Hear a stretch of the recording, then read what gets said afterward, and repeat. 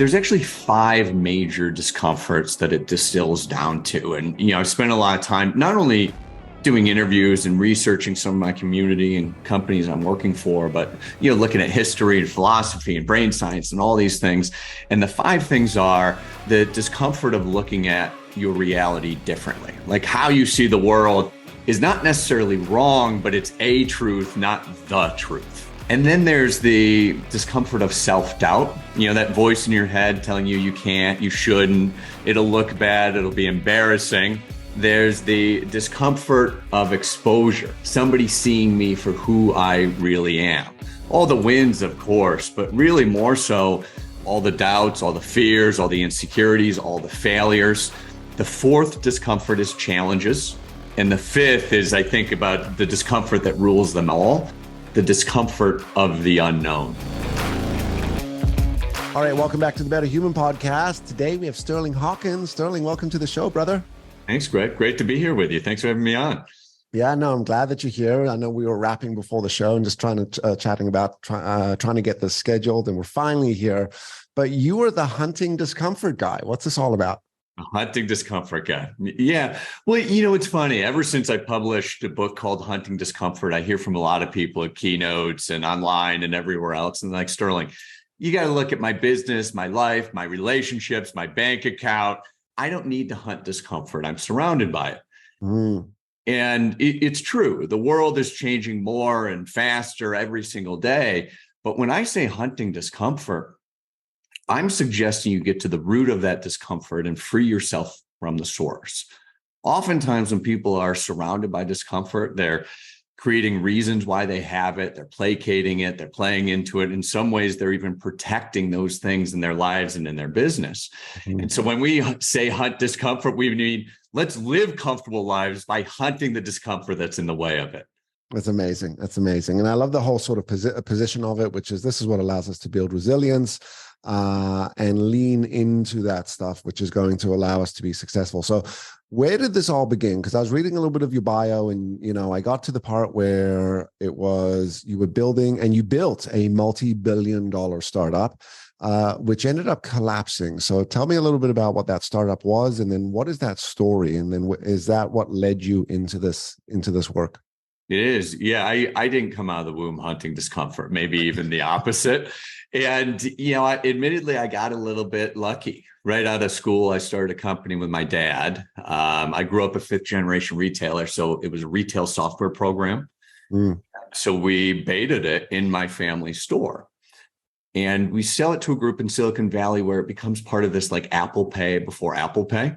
Now, this is early mid 2000s. So it's the iPhone's not out yet. It's a new technology. And everybody looks at this thing and is like, wow, that's the future. So it becomes very easy for us to grow and raise money where we raise 550 million US dollars, multi-billion-dollar valuation, 700 team members, offices all over the world. Hey, have you seen that movie, Wolf of Wall Street? Of course. Dude, it was like a scene out of that movie, like models in the office, parties at the Four Seasons. The rest I'll leave to your and everybody listening's imagination. But I'm sure at this point, I'm like, this is easy. Business is easy. Life is easy. I've got it all figured out. I'm going to crown myself the next Steve Jobs when we go public and all cash in. But the housing market collapsed. We didn't 2008, 2009, we weren't able to raise more money, and we didn't have the organic growth we needed to support this huge infrastructure we built.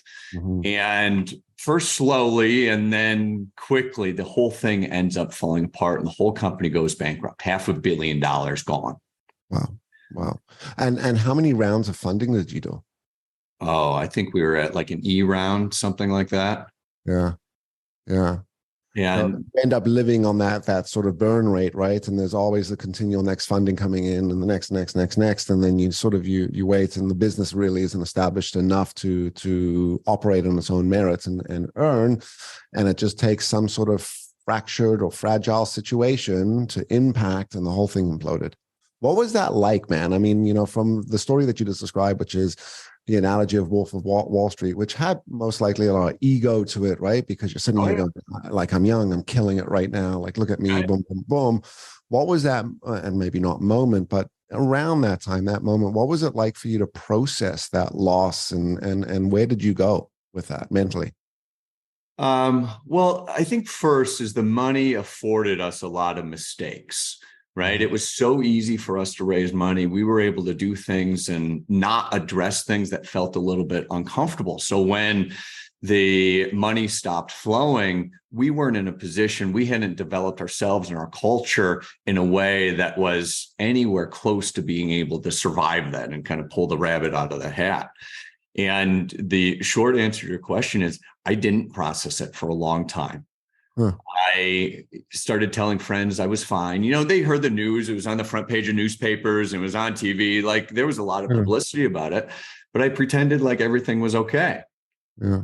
And, you know, continued to go on some of these trips with my fancy friends and out to these big dinners until I kind of played out to a point where, well, obviously I no longer have a job, but I wasn't making any cash from anywhere else either.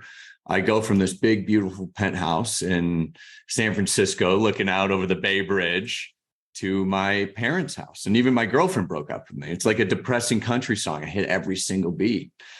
And it wasn't until years later where I hit this rock bottom that I started to actually process some of the pain and the grief and the loss that came with that company.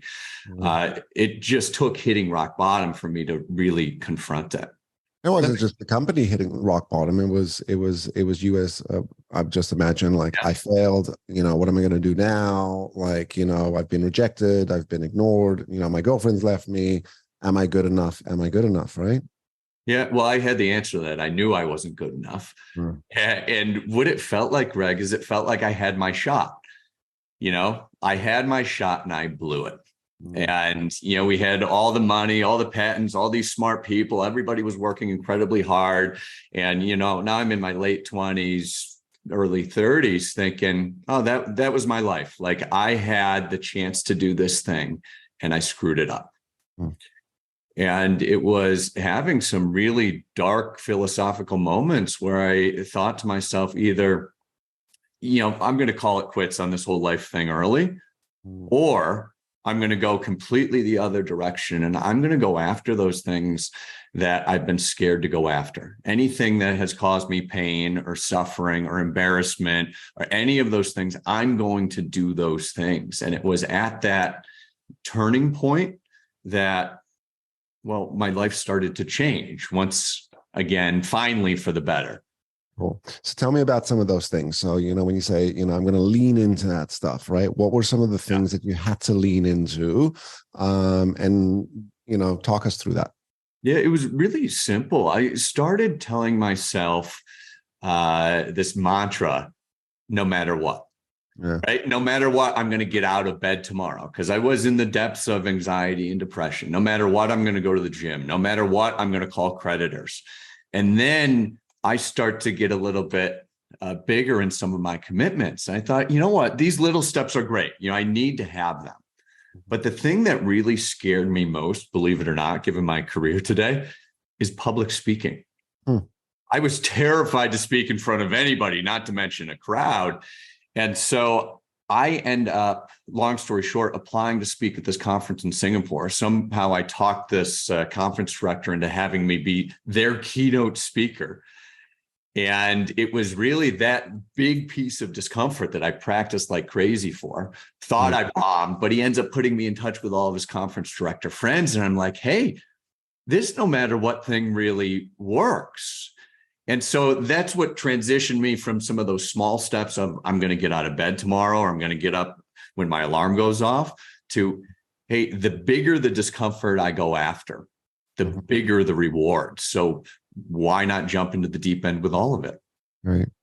Just for the audience, there's a big sign behind Sterling's head, which says "no matter what." Hashtag no matter what. Right. So if you need something to sort of motivate yourself, you know, scream that out loud. In fact, I watched one of your keynotes recently, one of your posts, and you were like screaming that into the audience. You're like, no matter what, no matter what. And the whole audience is screaming it back. It was very cool.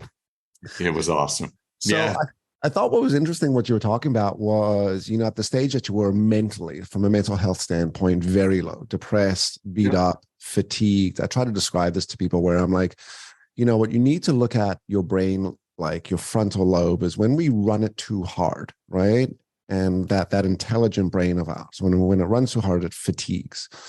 And when it fatigues, we're then left with our survival brain, right? This emotional sort of defeated side, right? I'm not, in this particular case, I'm not good enough. And will I ever be good enough? And, why am I going to be loved and all this stuff? And men suffer with this shit. Men have a very hard time.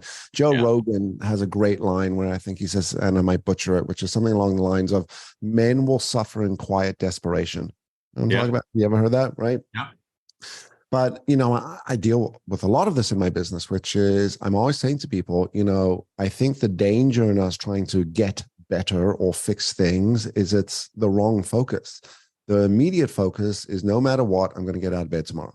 No matter what, I'm going to go out and work out. No matter what, I'm going to eat lunch. These are simple, low-hanging fruits that when you get them into your rhythm, and there's a little bit of that habitual habit or the habits, now all of a sudden we got some momentum. And then to your point, now it becomes more accessible to go after the next level. And then the next level. And then eventually you hit a stage where you're like, why am I thinking so small? Why am I just want to be a speaker in Singapore? I want to do a speaking series around the world, right? I want to increase my fees. So as you start to move forward, what became some of the bigger no matter what's for you?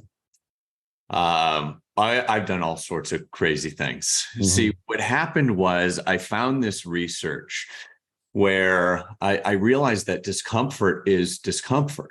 Mm-hmm. You felt physical discomfort before, like you stub your toe, or emotional discomfort, like maybe you lost a job, or you're looking at all the inflation in the world, emotional discomfort. Research out of the University of Michigan shows that no matter what kind of discomfort you're going through, physical, mental, emotional, the brain and body process it almost identically. Mm-hmm. So much so you can take acetaminophen like Tylenol and it'll help you with emotional pain. Now, I don't suggest that for anybody. Like, I'm not a doctor. That's not a biohack. Mm-hmm. But what we can do is what I did, which is take that next step, which is if where you meet discomfort is the same anywhere, we grow our capacities to deal with it everywhere. So I learned this, and then I started doing marathon, ultra marathon, cycling across the Rockies, skydiving, shark diving, trekking the Sahara, of course, more public speaking. Mm-hmm. And what I found, have you heard that term, misery loves company? Yep. Well, hunting discomfort for growth loves company too. And it was almost by magic. Not only was I taking these much bigger leaps forward, but other people started looking at me like, what are you doing? How do I do that? And I would share not just the success, but I think more importantly, some of the quiet desperation I was going through in the process. And just unintentionally, people started to join me. And that's really what's kind of turned no matter what from something that was my personal mantra to get out of bed to a movement of tens of thousands, hundreds of thousands of people all around the world. That's amazing. There's the other saying, which is like attracts like. Yes. Right. So misery loves company, but like attracts like. And when you start to put yourself out there and you start to say, I'm going to go after these things, and it's amazing at how all of a sudden you meet people that are like, oh, me too. And let's do this. And this is the power of a community. I started a community group really out of a passion project. It's a monthly membership. We get together every Tuesday. It's $47 for the month. And people are like, why do you charge $47? How do you make money? I'm like, it's not a money-making thing. It's a commitment fee, because when I ran this thing for free, no one showed up. But I said $47, it's like your coffee every month. People show up. But there is power in this community, and there's power in being around people. So on that, let me ask you, are you sensitive and conscious of the environments and the people that you put yourself around, considering that the mindset of no matter what and hunting discomfort requires others that are going to start to also think that way? Certainly, I am. And I look at it two different ways. If I'm standing up in front of people or audiences that think exactly like I do, they don't really need what I have to say, at least need it to the depth that people that think totally differently than me, right? It's almost like stepping into some of those uncomfortable situations where people think differently, and I share and they share, and we both learn something that helps us grow from that capacity. Right. But also, the people that I think are most important in my life are people that provide inspiration, something that like lights that fire inside of me. Mhm. people that can hold me accountable to do that thing that I want to do, Mhm. somebody at some level of mentorship. They've walked the path that I'm walking, and they can show me some of the ropes and maybe even introduce me to people. And I think most importantly is love and acceptance. So when I'm in some of those darker, harder moments, which I'm still in, by the way, it's not like you hunt all the discomfort and then you're done. It's a Mhm. mountain with no top. And when you've got somebody around you that loves and accepts you, not from a romantic standpoint, obviously, but from a human standpoint, it kind of reminds you of who you are as you're going through some of those harder things. Mhm. And I What make is sure to have those four roles around me all the time. super important? What are, in the work you do and the people you speak to and coaching, do you see a theme of discomfort? Are there like certain patterns or themes that you see within people? Like people have a very hard time, or there's discomfort with this area, like talking to their boss, or expressing their emotions, or making the decision to go after X. Well, there's actually five major discomforts that it distills down to. And, I've spent a lot of time not only doing interviews and researching some of my community and companies I'm working for, but, looking at history and philosophy and brain science and all these things. And the five things are the discomfort of looking at your reality differently. Like how you see the world is not necessarily wrong, but it's a truth, not the truth. Mhm. And then there's the discomfort of self-doubt, that voice in your head telling you you can't, you shouldn't, it'll look bad, it'll be embarrassing. Mhm. There's the discomfort of exposure, somebody seeing me for who I really am. All the wins, of course, but really more so all the doubts, all the fears, all the insecurities, all the failures. The fourth discomfort is challenges. And the fifth is, I think, about the discomfort that rules them all, the discomfort of the unknown. Huh. I've got so much to talk to this about, but I want to ask some questions first. What was number two again? Number two is self-doubt. Self-doubt. There we go. Okay, cool. And all of these have a relationship with each other, and you might find that they fold into each other, right?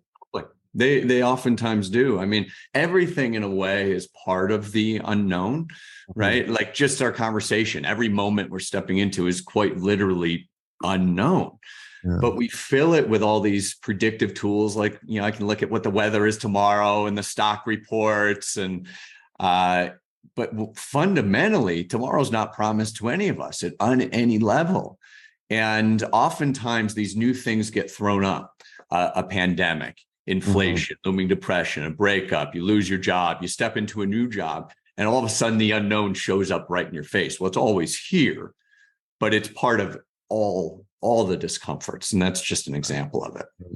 Well, the unknown psychologically messes with us as human beings, right? Because as human Yeah. beings, we operate with survival, and that's why we create the perceptions and we try to predict the future. In fact, there's a lot of research around anxiety, which is really the over projection into the future as per the stress of the past, right? It's not being present enough. And what, I have a facilitator, her name is Julie. She talks about something called liminal space, which is we're walking along, there's a major event that happens, but boom, we're put into this period of time of the unknown. Yeah. I don't know what's going to happen. My rhythm's messed up. My routine's gone. It's like trying to make someone drive a different way to work, right? It's like, well, I've never driven this way before. And it's a very stressful thing, because one of the things that we need as human beings is certainty. That's why we end up pushing buttons in our relationships with people, right? I go and I push your button and you react. I go, thank God, it's still Sterling. He's Yeah. normal. I knew he was going to get angry. I knew he was going to react that way. Oof. And that happens at a very unconscious level. So Yeah. I can really see how this. Talk to me about challenges, the discomfort of challenge. What does that mean? Well, there are some hard challenges in the world, right? Like there's only so much money in your budget or your bank account. There's only so much time in the day.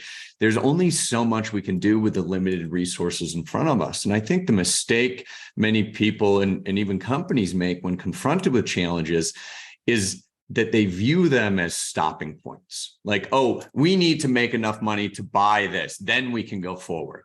Or I need to take some things out of my schedule. I need to free up more time. Then I'm going to take this new course, or I'm going to commit to this new thing. And it's like, well, that's actually not the only way to solve it. You can step back from the problem and start to evaluate some of the beliefs, the constructs you have going into the problem, and say, okay, well, if we don't have any money and any more time, how can we think more creatively, use a little more, maybe intuition, maybe a little more determination to use that problem as the pathway forward? It's a very Stoic philosophy, right? Like the obstacle is the way. We just have to have the courage to be able to question some of those beliefs about ourselves, others, in the world, to be able to see that pathway forward. Right, right. Very true. And then, of course, I got to ask you about exposure. So fears and exposure. So talk to us a little bit about that. Yeah. Well, again, it goes back to survival. We, as human beings, we grow up and we live in communities, in packs and tribes. And to expose ourselves as something that might be different from another is potentially threatening. And not just threatening to our ego, but from an evolutionary sense, potentially threatening to our own survival.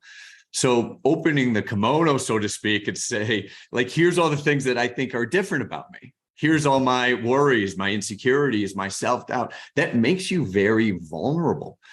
And I think the beautiful thing about it is when we do that with the right people, right? I'm not saying to do that with everybody and not necessarily do it all the time, but when we do it with the right people, not only oftentimes is that accepted and loved and welcomed, but all of a sudden you start to learn that everybody else deals with similar fears of vulnerability themselves. And it creates these human bonds, human connections beyond anything that can happen at a more superficial level. Yeah. Yeah, I see that. And I agree with it entirely. I would also maybe add that in the world that we live today, it is very difficult to expose yourself, right? There is a real risk to this, right? Your job, right? Yeah. You post something on social media of your opinion, your values, your belief system. This is the joke. Once upon a time, you could not talk about sex, politics, or religion, right? It was a big no, right? You don't do it with your neighbors. You don't go to your new neighbor and be like, oh, so tell me about your religion and what do you practice? Or, are you Democratic or are you Republican? Right? It was that was just stuff you did not speak about. And today it's the same conversation. We cannot talk about sex, politics, or religion. And it's unfortunate because, and not that we can't, people are maybe this is my opinion, people are extremely hesitant of the other shoe dropping or the consequence of having an opinion today. And I'm seeing more passivity. And that's why I think the work that you're doing and the messaging that you put out is so important, which is you are going to be uncomfortable. This is going to be difficult. You will have to figure out the discomfort and then go and fight it, break it, get past it, deal with it, because we cannot get to the other side without going through the discomfort. It's like, we got to go through this valley in order to get to the other side. And it's very important. That's where the show comes in and guests like you, which is like, everyone, we need to be more confident in taking the risk, even when there is the unknown, or what you were talking about, the potential of exposing who you are, what you think, and what you believe, right? And I got another buddy, you'll like this line a lot. He says, what's really sexy and cool about people that have opinions? I'm like, what? He's like, you know who they are. I'm like, you're absolutely right. Yeah. Yeah. As somebody that's admittedly a recovering perfectionist, like I hated that whole idea. Hated looking back. When that company collapsed, I did everything I could to protect my ego and my persona, right? Like everything's okay. Never mind, I don't have any money. I'll still go out to dinner with you and pretend it's all right. And I was just up doing some rock climbing in Custer State Park, South Dakota, which is beautiful, by the way. If you've never been, one of the most incredible state parks I've ever been to. And we would look at these like sheer granite walls, and they were so perfect you couldn't climb them. And it's kind of the same with personalities. If somebody looks too perfect, like I tried to look, there's no avenue for connection. There's no growth that we can go through together. And, wonder why back then I didn't really have any close friends. It was too perfect. It was too smooth of a wall to climb. When we found these other granite walls to climb that had cracks in them and imperfections and handholds and footholds, it's all of a sudden like those imperfections are actually your pathway to climb this particular rock, but they're also the pathways for us to have deeper connections with each other and also with ourselves. Because to your point, you get to know who you are and other people can actually see you. Love that. And to the editors, I think that was the opening coming soon or coming up feature preview. Just FYI, editors, make a note of that. You're 1,000% right. And I love the way, because I used to climb back in the day. I love the way that you described it, which is the imperfections are the things that allow you, just for the audience, to grip onto, right? And use to pull you up. I mean, it's such a beautiful analogy. I wanted to ask you, how much of this were you fucked up by, like, your parents as like a kid, where you grew up in a home, and I don't know what home you grew up, but you described that it was a very successful business, very successful retail generational business. Yep. Right? Lots of expectations to continually succeed. Maybe a little bit of like, hey, I can't fail at this thing because I've got it down. Have you ever thought about that, on how much that has contributed to that time? Certainly. I mean, my mom would tell you she's a little bit of a perfectionist herself, and, fifth generation retailer. Nobody put it on me, right? Like I grew up very lucky in my family. They took care of me. They were able to provide for the things I needed as a kid. But I took on a lot of these things myself, of like, oh, my dad's a fourth generation retailer, so I should do something like that. And I have to be successful doing it. Mm-hmm. Oh, my she acts this way, I'm going to take that on myself, right? Like, we copy the behavior, the ways of thinking, being, and acting that our parents have, whether we're intentionally doing it or not, especially as kids. And one of the really cool things I found with hunting discomfort is, well, the more you do it, the better you get at it. But the better you get at specifically being able to let go of beliefs that are no longer serving you. Early on in my speaking career, people would tell me, oh, Sterling, if you're nervous, you picture the audience naked, or you imagine that you're not nervous, or just reinterpret those nerves. Like, you're not really nervous, you're excited. And I'm like, I call both. You can't just change your mind about some of those things. Like, when you're really triggered, you have discomfort. You can't just pretend it's not there. You've got to go into that and feel it. And the more we go after discomfort and we put ourselves in these uncomfortable positions, the better we get at being able to actually change our belief system. Not like change your mind, like, oh, now I'm going to be happy, but change the beliefs we have at a fundamental level. And that shifts everything. And that only comes after we've gone and we've done it, right? It's not just thinking it, right? It's the actioning of it. I'll share this with you. I've been in the industry now for 27 years, which is crazy. Wow. And, as a young guy, early 20s, standing up in front of these audiences, boomer audiences, right? And always wondering, am I good enough? Are they going to believe me? Why me? Why should I be here? Yeah. And it was always okay, well, I'm here, and we're going to do it. I'm going to deliver it. And whether it's a speaking gig or whether it's a training room. And that became the focus. And it was only after many years, right, I realized that I was very confident just speaking in front of the room. But if people ask me today, do you get nervous before you stand up in front of an audience? I said, it doesn't matter the audience, whether it's virtual, whether it's 10,000 people, or whether it's 50 people in the room. I will have this little anxiety, this nervousness that happens, right? Yeah. Which is normal, right? Because I now sort of translate that into, all right, this is an opportunity for me to be extra prepared and really make sure that I deliver well. Like, my anxiety or my nerves right now are alerting me to the fact that you don't want to end up going there. So really focus on the other stuff, right? Cool. Yeah. And I think in a way, like, discomfort, if we're not actively going after it, we just grow up naturally avoiding it, right? Because it doesn't feel good. But to your point, it actually starts orienting us to what we really care about when we pay attention to that discomfort and pay attention to what it's telling us, right? Like that little nod or the butterflies in your stomach before you get on the stage. Same thing happens to me. Now I really understand that as something like, I care about these people that are in front of me. Correct. I care about what I have to share. I care about the impact. Like, I don't want to waste anybody's time. And it's just paying attention to what I've learned in those moments of going through it and paying attention to it when it's actually happening that helps stay grounded with, what I'm really doing, what I'm really setting out to accomplish. You come across as a very grounded guy, And I can Nice. appreciate the work that you've got into to, I'm going to use the word mature and evolve into this, right? Because from the beginning of the story, maybe not so grounded. Not at all. Right? Not at all. And I think what helps us ground is, all the things that personal growth will suggest, right? Like breathing exercises and yoga and fitness and getting outside for sure.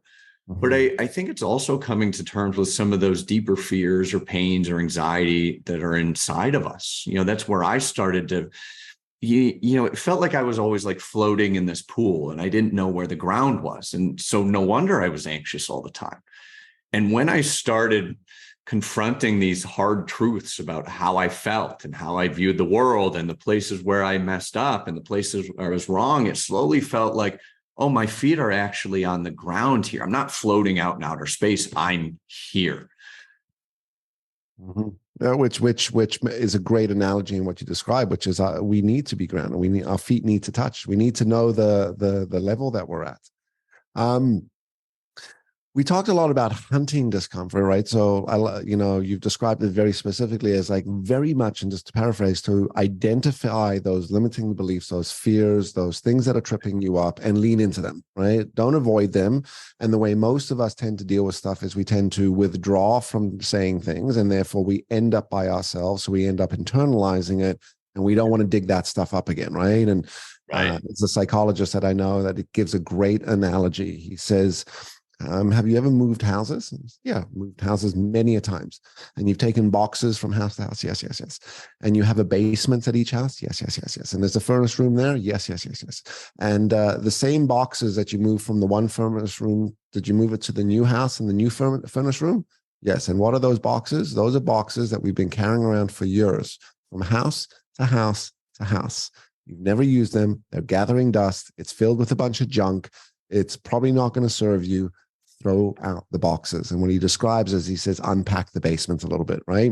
Yes. And that's what you're talking about, right? So love it. So what could be some tools? So like, if we're going to leave the audience with here's some things to do. So we got the 5 discomforts to identify. Any best practices for any of them, or just general, once we found that discomfort, what do we do with it? Yeah. Well, just first, we operate with what I call discomfort defaults: avoiding, denying, and surviving. Right. And we do it, if you're anything like me, from the moment you get up in the morning. Like I avoid the discomfort of getting up. Boom, I hit the snooze button. Right. Now I've got the discomfort of being a little bit tired. Boom, coffee. I'll take care of that discomfort. Don't have to feel that anymore. And when we really start paying attention, we start to realize that the day is just filled with a series of choices about leaning into that discomfort, pushing forward in even a small way, or kind of leaning back into the comfort and certainty of yesterday, or leaning back into the boxes from your old house. And by the way, if we're doing that with the small things, what is it that we're doing with the big things that actually matter? Right. So no matter what's actually become a system specifically designed to counteract those 5 major discomforts that get in the way for all of us. And I think the first thing we have to do is be willing to see a new version of reality. We need to be willing to see something new about ourselves, about each other, or about how the world works. And again, I think I said it earlier, it's not that you don't see a truth, but it is only a truth. It's not the truth. And by having sometimes difficult conversations with peers, friends, mentors, a boss, people that work with you, I even suggest to people, go out and look for those uncomfortable conversations, get the uncomfortable feedback that people don't really maybe want to tell you. And that gives you access to seeing the world in a new way. And when you see the world in a new way, you're just naturally going to take new actions, and those new actions give rise to new results. Make sense so far? Totally. Awesome.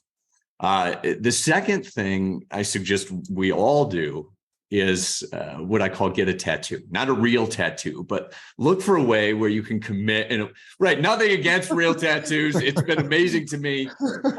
People from the no matter what community actually have gotten no matter what tattoos. And I think it's the coolest thing. That is powerful. And by the way, I've got Making Humans Better Humans, and I'm waiting for someone to show up with the Making Humans Better Humans tattoo. I know I've made it when someone gets the hashtag tattooed on them. That's amazing. Yeah, but it's those commitments that call us through self-doubt and all the discomfort. And the key is you've got to have something on the line, right? At a minimum, write it down for yourself at a minimum. But much better to tell somebody, to post it on Facebook. Look for ways where you're kind of putting your even reputation at risk, maybe money at risk. Put something at risk with your commitment and do it frequently. One of the things that I do every day is I get up and I tell myself, I'm going to do one thing no matter what. And it could be something small, like I'm going to call my mom, or I'm going to send an email, or I'm going to buy somebody coffee. But what that does is it builds a courage and a belief inside of yourself that no matter how crazy the day gets and no matter how crazy the world becomes, you can do that thing that you committed to doing. That's awesome. Have you ever seen I forget his name, he's a Colonel SEAL. He's giving a valedictorian speech or a speech, and he says, if you want to be successful, there's one thing you need to do every single day, which is make your bed. Have you seen this? Right? Because it is that one action that you start your day with that will set you on the path and motion to accomplish other actions. And that's what you're describing right now. Pick one thing, go after, right? Big or small, but one thing that you're going to accomplish, because the rest will follow. Right. Yeah. And our brain, like we've been talking about, is auto-tuned for survival. But when we make a commitment in a way where there's no going back, it retunes the mechanism in our brain. It's called the reticular activating system, or RAS for short, to look for new pathways forward, new opportunities that quite literally we cannot see prior to making that commitment. It's incredibly powerful. Let's just go back to, because you've just triggered something in me. I haven't heard of RAS in a long time, but just let's back that up for a little bit. So what is it? And how do we just re-explain all of that? Yeah. So the RAS is the reticular activating system, and it's a mechanism in our brain that serves like a bouncer between our conscious and our unconscious or subconscious mind. It's why, for example, you can go to a crowded conference space and hear your name called out amidst the buzz, because your RAS is auto-tuned to know that your name's important. Or I just moved somewhat recently to Denver from Los Angeles, and I realized, hey, the sedan that I had is not cutting it here in the winters. And I buy my SUV and I see that SUV everywhere. Has that happened to you? Yeah, always. It's recently happened to me with one of the Ford trucks. Yeah, that's the RAS, right? You have something that tells your unconscious mind, hey, here's what's important to me. Now, before commitment, that RAS is auto-tuned for survival. It's going to be looking back into the past and telling you things like why you can't, why you shouldn't, why it's embarrassing, why that's wrong, why you'll look bad, why you'll never have any friends anymore, why you're going to get fired. It'll tell you all these things why you can't and you shouldn't, from very much a place of survival. But when you make a commitment, specifically a commitment where there's no going back, you have something on the line, you burn the bridge, burns the ships, like all those analogies, right? Your RAS is retuned to look for new openings for action. And because you've almost created this barrier between the past and the future, it starts looking out into the future, looks into the unknown, and will find these new openings for action and pathways for action that are literally impossible to see prior. That's amazing. So the answers are always there. Always. It's our brains that aren't allowing us to consciously tune into them, because we're so tuned into, in quotations, what we already know or have already experienced. So it looks for those same things in the future. Wow, that's powerful. Very, very, very and you couple that idea with the fact that if you look at how much the conscious mind is actually processing, it's something like we're 0.00000046% conscious. But it looks like I see everything. It looks like I see the truth, right? Correct. And it's that commitment that helps look into all of that in my unconscious that I don't know and I can't see and I'm not paying attention to. And all of a sudden, those pathways for action that have always been there start to arise. We can finally see them. Do you know what the problem with the unconscious is? Tell me. It's fucking unconscious. That's right. Right. We don't know what's in there. And it's scary. Right? Yeah. Right? It's scary. Until it pops up and we're like, oh, okay, there. Cool, man. Very cool. Okay. I can't believe how time flies. So You talk want me to to tell you the other things real quick? The other yeah, steps in the because I was system? gonna say, let's get through So, that. And so then I want to find out more about some of the work that you're doing. So the third piece is build a street gang, right? Surround the people that are going to love you, hold you accountable, show you the pathway from mentorship perspective, and inspire you. It's going into the challenges and looking for how can I use these challenges as the pathway forward.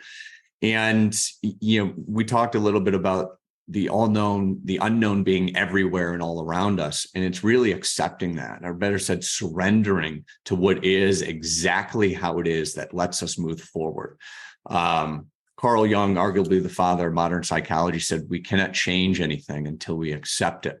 Condemnation about the economy or your family or your kids or your team or your budget or the time you have in a day, condemnation about any of those things doesn't liberate.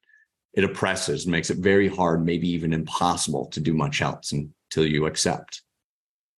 Makes sense. Totally makes sense, right? Yeah. And then challenges and unknown. Yeah. Well, I just covered both. Oh, we just covered both of them. Okay, cool. Which was the unknown part, right? Which is what we're looking for all the time. This is very powerful, man. Very, very, very powerful. Talk to us a little bit about what's coming up for you. So do you have any speaking events, and if the audience wants to get in touch with you and find out more and check out your book, let's drop all that information now. Yeah, well, a bunch of speaking events, but almost all of them are private. You can find out any information about anything I might be doing publicly at sterlinghawkins.com. And all my social media is there as well. Name like Sterling Hawkins, fairly searchable on the social media as well. And I post things pretty consistently, not only about where I'm going and some of the ideas from my book and the other things that we're thinking about, but I think one of the coolest things we do is we share stories from the No Matter What community of people that have declared goals big or small, and they're hunting the discomfort necessary to achieve them. And I think sometimes it's seeing what others are going through, the success that others are having. How do people become part of that community? So if you go to sterlinghawkins.com, you can sign up for the email. You can check out the Facebook group. It's all right there. It doesn't cost anything, by the way. Amazing. Amazing. I'm sure the audience will love that. All right, we come to the most important question at the end. And by the way, for the audience, we're going to drop all of these links in the show notes and the footnotes, so you'll make sure that they're all accessible. Again, Sterling Hawkins, very easy to find on social media. I found you pretty quickly, right? Handsome, good-looking guy. So with a name like Sterling, the face matches as well. So that's important. Otherwise, the audience might be disappointed, Sterling. But at the end of the episode, we come to the most important question, which is the better human question, which is, what do you think we all need to do to be better humans better humans as of tomorrow? Yeah. My mom used to say this thing. My mom has all these sayings she has throughout the years, but the one that really stuck with me is the way out is through. It's actually Robert Frost, but to me, it'll always be my mom. And I think to be better humans, we have to go through the anxiety, the embarrassment, the pain, whatever it is. We've got to go through no matter what. And what's on the other side is a better human version of yourself. It's amazing. Hunt the discomfort, go through it, become a better human. No matter what. No matter what. Hashtag no matter what. Love that. That's right. Awesome, awesome, awesome. Sterling, I loved our conversation. Hang out for a little bit, but to the audience, if you like today's episode, don't forget to like, don't forget to subscribe, don't forget to share. Definitely go and follow Sterling Hawkins. And of course, if you haven't picked up his book yet, Hunting Discomfort, you can find that everywhere. Go and, type it into Google. It'll all pop up. Order yourself a copy, maybe even the audiobook or both, right? Very popular to listen as well as read now. I've been recommending that to a lot of people. And definitely go check out his community, because he's definitely worth a dude to follow and learn from. Thank you, brother. Really appreciate you. Thank you, Greg. Appreciate you. To the audience, we will see you next week. Stay happy, stay healthy.